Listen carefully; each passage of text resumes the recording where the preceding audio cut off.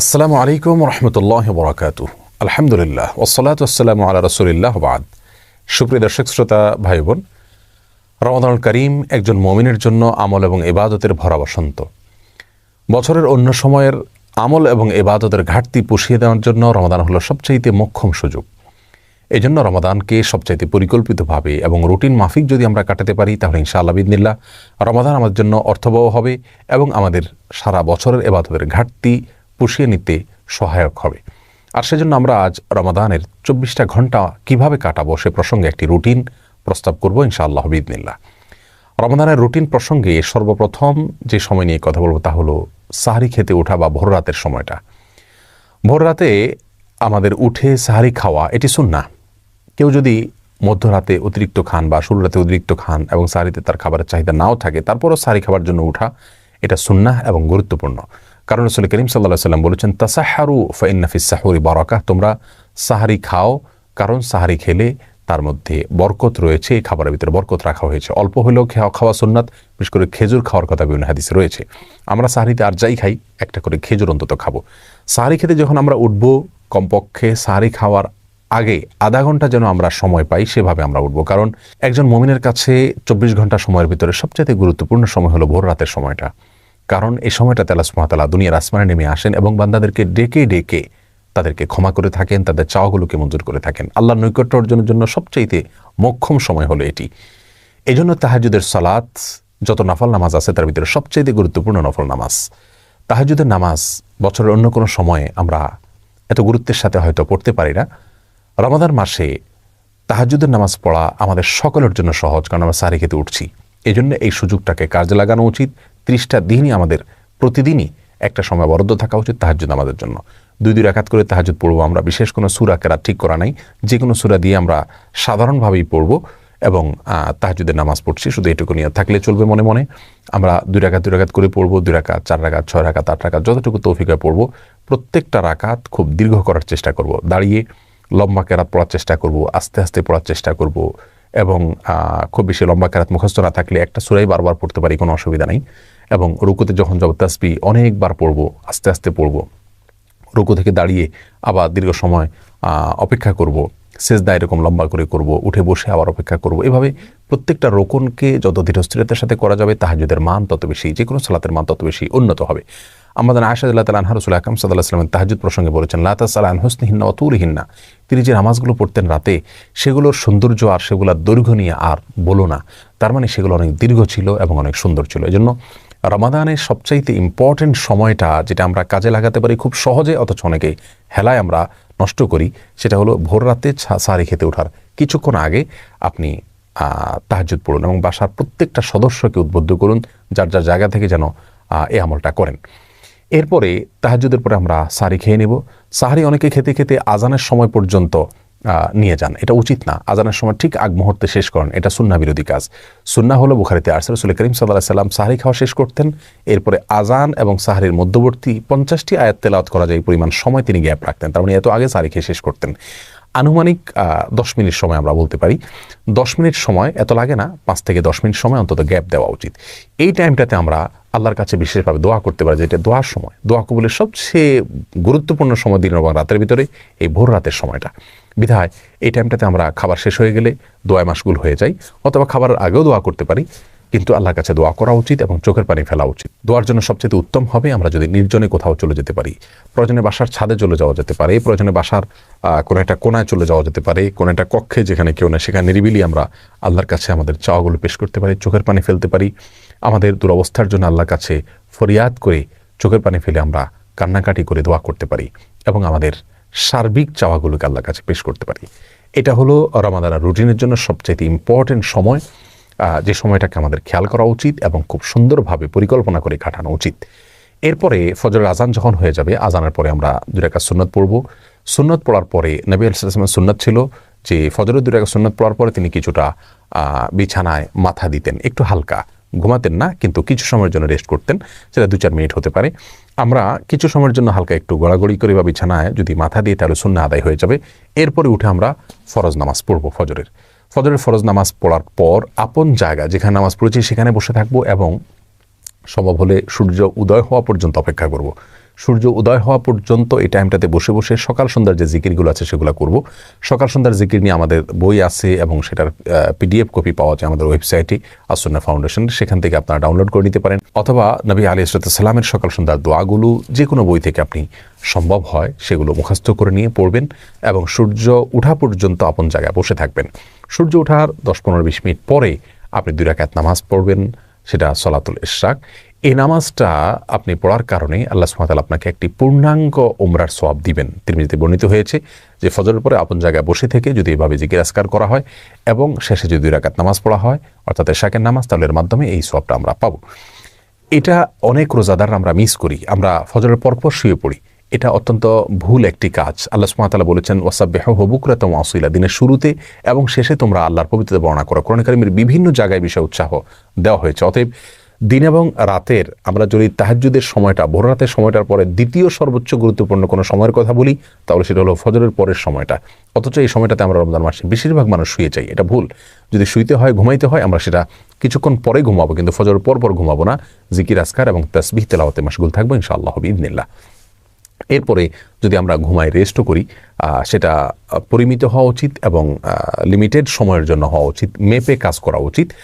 আমরা 2 ঘন্টা, 2.5 ঘন্টা বা 1.5 ঘন্টা যার যতটুকু প্রয়োজন আমরা ঘুমিয়ে উঠে তারপরে আমরা তেলাওয়াত করলে সেটা সবচেয়ে ভালো। কারণ ঘুম থেকে ওঠার পরে মানুষের মন মানসিকতা থাকে অত্যন্ত ফ্রেশ। এই অবস্থাতে কোরআনে কারীম যদি আমরা তেলাওয়াত করি, অর্থ সহকারে বোঝার চেষ্টা করি, কোরআনে কারীম রমজান মাসে আমরা তেলাওয়াত করি পুরোটা একবার বা একাধিকবার আমরা পড়ে শেষ করব, খতম দেব ইনশাআল্লাহ, সেটা খুবই ভালো হবে এবং সে সুন্নাহ। কিন্তু এর পাশাপাশি আমরা যদি অর্থ বোঝার চেষ্টা করি সেটা হবে আরও ভালো, শোনার উপরে সোহাগা। প্রতিদিন আমি যদি অন্তত একটা পৃষ্ঠা অর্থ এবং ব্যাখ্যা সহকারে কোনো একজন আলেমের তত্ত্বাবধানে হলে আরও ভালো হয়। যদি আমরা কোরআনকে বোঝার চেষ্টা করি এবং সেটা ঘুম থেকে ওঠার পরে হতে পারে, তেলাওয়াত হতে পারে এবং অর্থ ব্যাখ্যা সহকারে একটা পৃষ্ঠা করে অধ্যয়ন করা হতে পারে।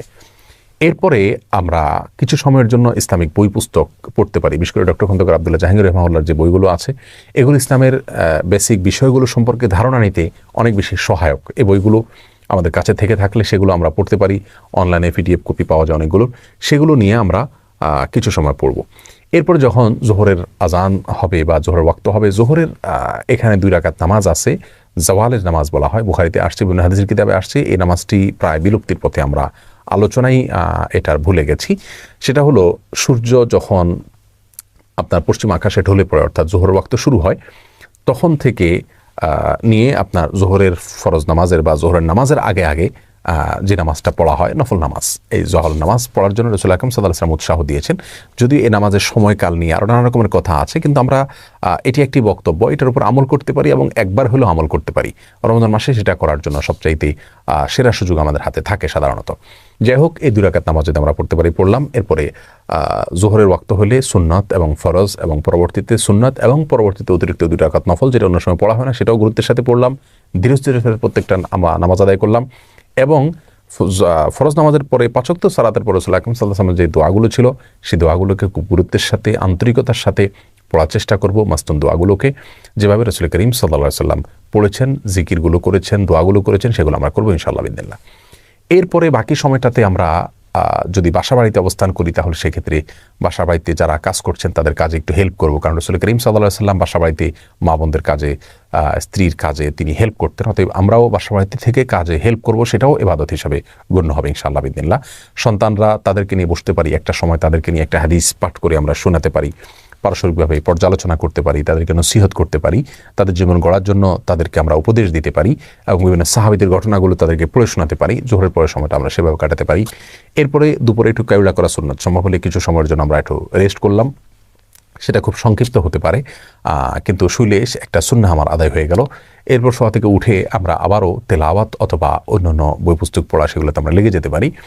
আসর নামাজের পরে মাগরিব পর্যন্ত এই সময়টা খুবই গুরুত্বপূর্ণ, কারণ দিনের শুরুতে এবং শেষে তাসবিহ পাঠ করতে বলা হয়েছে। সন্ধ্যার যে জিকিরগুলো কোরআন হাদিসে বর্ণিত হয়েছে, দোয়াগুলো বর্ণিত হয়েছে, সেগুলোকে আমরা আসর থেকে মাগরিব এই সময়টাতে আমরা করতে পারি। এমনকি এক জায়গায় বসে না থেকে আমাদের ইফতারের আয়োজন করতে করতেও আমরা এই দোয়াগুলো পড়ে ফেলতে পারি যদি মুখস্থ থাকে। আর মুখস্থ না থাকলে সকাল তো সন্ধ্যার যে দোয়ার বই আছে সেগুলো দেখে দেখে আমরা দোয়াগুলো পড়ে ফেলতে পারি। পুরো মাস আমরা দেখে দেখে পড়লে ইনশাআল্লাহ দোয়াগুলো আমাদের মুখস্থ হয়ে যাবে আজীবনের জন্য।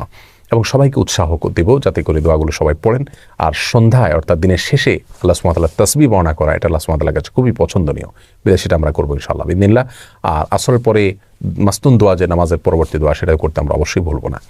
মাগরিবের আজান হয়ে গেলে বা আপনার যখন ইফতারের সময় হবে, ইফতারের সময় হওয়ার সঙ্গে সঙ্গে বিলম্ব না করে ইফতার করব, কারণ ইফতার দ্রুত করা আর সাহরি শেষের দিকে করা এটা সুন্নাহ, এবং নবী আলাইহিস সালাম এটাকে এই জাতির কল্যাণের পূর্ব শর্ত হিসাবে আখ্যায়িত করেছে। বিধায় আমরা সূর্য অস্ত যাওয়ার পর বিলম্ব না করে খুব দ্রুত ইফতার করে ফেলবো ইনশাআল্লাহ বিইذنিল্লাহ। ইফতারিতে অস্বাস্থ্যকর কোনো কিছু খাবো না। খুব বেশি ভাজা পোড়া খাওয়ার অভ্যাস আমাদের দেশে মানুষের। অতিরিক্ত ভাজা পোড়া খাওয়ার ফলে রাতে দাঁড়িয়ে ইবাদত বন্দেগী করা কঠিন হয়ে যায়, তারাবি পড়া কঠিন হয়ে যায়, সুন্দরভাবে কাটানো যায় না। সেজন্য উচিত হবে স্বাস্থ্যসম্মত খাবারগুলো খাওয়া এবং যথাসম্ভব অস্বাস্থ্যকর খাবারগুলোকে পরিহার করা, এবং খেজুর দিয়ে ইফতার করা সুন্নাত, যদি সম্ভব হয় খেজুর দিয়ে ইফতার করব। ইফতারের পরে দোয়া পড়ব জাহাবাজ জমা ওয়াবতাল্লাতিল উরুক ওয়া সাবাতাল আজরু ইনশাআল্লাহ, অর্থাৎ গ্লানি দূর হলো এবং ঘাম শুকিয়ে গেল, ইনশাআল্লাহ আমার বিনিময় আল্লাহর কাছে জমা থাকলো। এ দোয়া আমরা পড়তে পারি। আরও দোয়া রয়েছে। ইফতারের দোয়া পড়লাম, ইফতার করলাম, এরপরে আমরা মাগরিবের নামাজ আদায় করবো ইনশাআল্লাহ। মাগরিব নামাজের পরের সময়টা আমরা তারাবিতে যে পারা আজকে তেলাওয়াত করব বা যে অংশ তেলাওয়াত করব, সেটার অর্থ ব্যাখ্যা যদি সম্ভব হয় একটু দেখে নিলে ভালো হয়। আর যদি খতম তারাবির সুযোগ না থাকে, তাহলে সেক্ষেত্রে অন্তত এই টাইমটাতে, মাগরিব থেকে এশা, এই টাইমটাতে কোনো অবস্থাতে শোবো না। কারণ আমাদের অনেকের অভ্যাস আছে রমজান মাসে ইফতারের পরে শরীরটা ক্লান্ত হয়, আমরা শুয়ে পড়ি। কারণ রাসূল করিম সাল্লাল্লাহু আলাইহি ওয়াসাল্লাম সম্পর্কে আমাদের আয়েশা বলেছেন, কানান নবী সাল্লাল্লাহু আলাইহি ওয়াসাল্লাম ইয়াকরাহুন নাওমা ক্বাবলা আয়েশা, এশার আগে ঘুমোতে তিনি অপছন্দ করতেন। এজন্য এশার আগে সময়টাতে আমরা ঘুমাবো না। যথাসম্ভব ইবাদত বন্দেগী, সাধারণ কোরআন তেলাওয়াত, তারপরে আপনার ইসলামিক বই পুস্তক পড়া বা ইসলামিক লেকচার শোনা, এগুলোর পিছনে আমরা সময় ব্যয় করব। কোনো অবস্থাতে আমরা এই সময়টাতে অন্তত ঘুমাতে যাব না বা অন্তত শুইতেও যাব না। যাই হোক, এরপরে এশার নামাজ আদায় করে, তারাবি নামাজ আদায় করে খুব ধীরস্থিরতার সাথে তারাবি শেষ করব। খুবই আস্তে আস্তে করার চেষ্টা করবো ইনশাআল্লাহ। রাতের খাবারটা এশার আগে খেয়ে ফেলতে বলে ভালো হয়। আর যদি এশার পরেও খাই, তাহলে বিলম্ব না করে এশার পরে দ্রুত শুয়ে পড়ব। এশার পরে অন্য কোনো কাজ না করাই উত্তম। কারণ কানান নবী সাল্লাল্লাহু আলাইহি ওয়াসাল্লাম ইয়াকরাহুন নাওমা ক্বাবলা আয়েশা ওয়াল হাদিসা বাদা, এশার পরে তিনি কথাবার্তা বলা পছন্দ করতেন না। তবে হ্যাঁ, স্বামী স্ত্রীর কথাকে প্রশংসনীয় বলেছেন, তিনি নিজেও স্ত্রীর সাথে কথা বলতেন, সেটা ভিন্ন কথা। কিন্তু সচরাচর আড্ডা, এগুলো আমরা করতে যাব না। টেলিভিশন অথবা সোশ্যাল মিডিয়াতে স্ক্রল করা, এগুলো থেকে আমরা বেঁচে থাকবো। এশার পরে খুব দ্রুত আমরা শুয়ে পড়ার চেষ্টা করব, তাতে ভোররাতে আগে আগে উঠা আমাদের জন্য সহজ হবে। পরিকল্পনা করে কোরআনে কারিমের জন্য প্রতিদিন এক পারা করে বা 1.5 পারা করে বা 2 পারা করে, যা যতটুকু তৌফিক কুলায় আমরা বাজেট করব, বরাদ্দ করব, এবং সেই অনুযায়ী আমরা প্রতিদিন ইনশাআল্লাহ বিইذنিল্লাহ কোরআন তেলাওয়াত করে যাব। এবং সময় ফিক্স করে নেব যে কোন টাইমটাতে আমি করব। আমি কি ঘুম থেকে উঠে সকালে করব, নাকি জোহরের পরে করব, নাকি মাগরিবের পরে করব, এই সময়টা আমরা ফিক্স করে নিব ইনশাআল্লাহ বিইذنিল্লাহ। আল্লাহ তাআলা আমাদের সকলকে এই রমাদানে বেশি থেকে বেশি, উত্তম থেকে উত্তমতর ইবাদত করার তৌফিক দান করুন। আর সবচেয়ে গুরুত্বপূর্ণ বিষয় হলো রমাদানে গুনাহ থেকে বেঁচে থাকা, কারোর গীবত পরচর্চা যেন না হয়, টেলিভিশনে মোবাইলে হারাম কোনো জিনিস যেন দেখা না হয়, শোনা না হয়, এই বিষয়গুলোর প্রতি খুব বেশি খেয়াল করব। তাকওয়া চর্চাই হলো রমজানের সিয়ামের সবচেয়ে বড় উদ্দেশ্য। আল্লাহ তাআলা আমাদের সকলকে সেই উদ্দেশ্য সাধন করার তৌফিক দান করুন। রমজানের প্রত্যেকটা মুহূর্তকে সঠিকভাবে ভালোভাবে কাটানোর তৌফিক নসিব করুন। মা বোনরা যারা কাজকর্ম করবেন, রান্নাবাড়া করবেন, এর ফাঁকে ফাঁকেও তারা তাসবিহ, তাহলিল, জিকির এগুলো চালু রাখবেন। কারণ বিনা উযুতে তাসবিহ তাহলিল করা যায়, দুরূদ পাঠ করা যায়। যে সমস্ত জিকিরগুলো বেশি বেশি করতে উৎসাহ দেওয়া হয়েছে কোরআন এবং সুন্নাহ নির্যাস, যেগুলো যেমন দুরুদ, ইস্তেগফার, তারপরে দোয়া ইউনুস এবং ইয়াদাল জালাল ওয়াল ইকরাম, এরকম আরও অনেকগুলো দোয়া আছে। সেগুলোকে আমরা চলতে ফিরতে, উঠতে বসতে সবাই করতে থাকবো। আল্লাহ তাআলা আমাদের সবাইকে তৌফিক দান করুন। আসসালামু আলাইকুম ওয়া রাহমাতুল্লাহি ওয়া বারাকাতুহু।